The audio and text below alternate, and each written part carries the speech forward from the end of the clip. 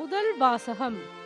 நீங்கள் உடைகளை கிழித்துக் கொள்ள வேண்டாம், இதயத்தை கிழித்துக் கொள்ளுங்கள். இறைவாக்கினர் யோவேல் நூலிலிருந்து வாசகம். அதிகாரம் 2, திருவசனங்கள் 12 தொடக்கம் 18 வரையிலான வசனங்கள்.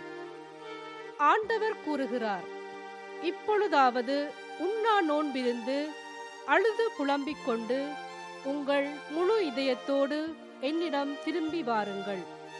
நீங்கள் உங்கள் உடைகளை கிழித்துக் கொள்ள வேண்டாம், இதயத்தை கிழித்துக் கொண்டு உங்கள் கடவுளாகிய ஆண்டவரிடம் திரும்பி வாருங்கள். அவர் அருள் நிறைந்தவர், இரக்கம் மிக்கவர், நீடிய பொறுமையுள்ளவர், பேரன்பு மிக்கவர், செய்ய கருதிய தீங்கை குறித்து மனம் மாறுகின்றவர். ஒருவேளை அவர் தம் மனதை மாற்றிக்கொண்டு உங்கள் கடவுளாகிய ஆண்டவருக்கு தானிய படையலையும் நிர்ம படையலையும் நீங்கள் அளிக்குமாறு உங்களுக்கு ஆசி வழங்குவார். இதை யார் அறிவார்?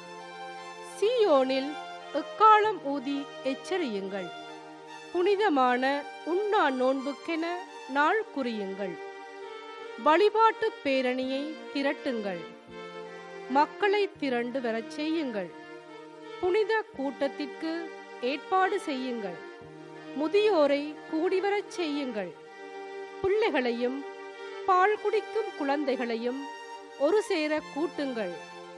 மணமகன் தன் அறையை விட்டு வெளியேறட்டும், மணமகள் தன் மஞ்சத்தை விட்டு புறப்படட்டும். ஆண்டவரின் ஊழியர்களாகிய குருக்கள் கோவில் மண்டபத்திற்கு பலிபீடத்திற்கும் இடையே நின்று அழுத வண்ணம், ஆண்டவரே, மக்கள் மீது இரக்கம் கொள்ளும், உமது உரிமை சொத்தை வேற்றினத்தார் நடுவில் நிந்தைக்கும் பழிச்சொல்லுக்கும் ஆளாக்காதீர் என சொல்வார்களாக.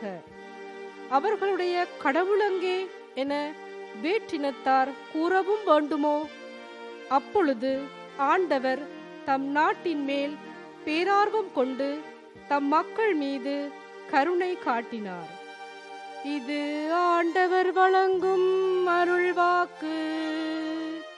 இறைவா, உமக்கு நன்றி.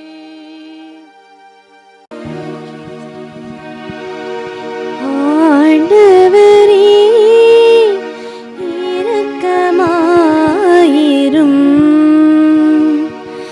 ஏனெனில் நாங்கள் பாவம் செய்தோம். ஆண்டவரே, இரக்கமாயிரும், ஏனெனில் நாங்கள் பாவம் செய்தோம். கடவுளே, உமது பேரன்பிற்கேற்ப எனக்கு இரங்கும். உமது அளவற்ற இரக்கத்திற்கேற்ப என் குற்றங்களை துடைத்தருளும். என் தீவினை முற்றிலும் நீங்கும்படி என்னை கழுவியருளும்.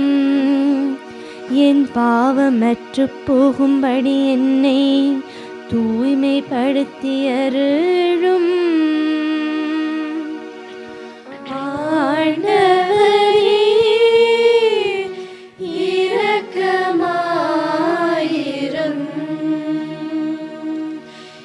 ஏனெனில் நாங்கள் பாவம் செய்தோம்.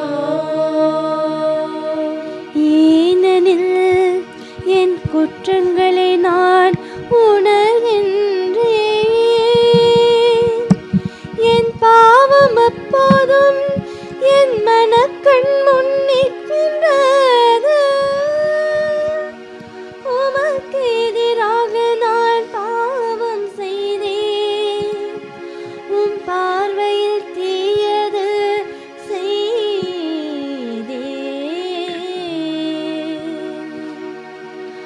ஆண்டவரே, இரக்கமாயிரும், ஏனெனில் நாங்கள் பாவம் செய்தோம். கடவுளே, தூயதோர் உள்ளத்தை என்னுள்ளே படைத்தருளும். உறுதி தரும் ஆவியை, புதுப்பிக்கும் ஆவியை என்னுள்ளே உருவாக்கி அருளும். உமது முன்னிலையில் இருந்து என்னை தள்ளிவிடாதேயும். உமது ஆவியை என்னிடமிருந்து எடுத்து விடாதேயும். ஆண்டவரே, இரக்கமாயிரும். ஏனெனில் நாங்கள் பாவம் செய்தோம். உம் மீட்பின் மகிழ்ச்சியை மீண்டும் எனக்கு அளித்தருளும். தன்னார்வ மனம் தந்த என்னை தாங்கியருளும். என் தலைவரே, என் இதழ்களை திறந்தருளும். அப்பொழுது என் வாய் உமக்கு புகழ் சாற்றிடும். ஆண்டவரே, இரக்கமாயிரும். ஏனெனில் நாங்கள் பாவம் செய்தோம். ஆண்டவரே, இரக்கமாயிரும். ஏனெனில் நாங்கள் பாவம் செய்தோம். ஆண்டவரே, இரக்கமாயிரும். ஏனெனில் நாங்கள் பாவம் செய்தோம்.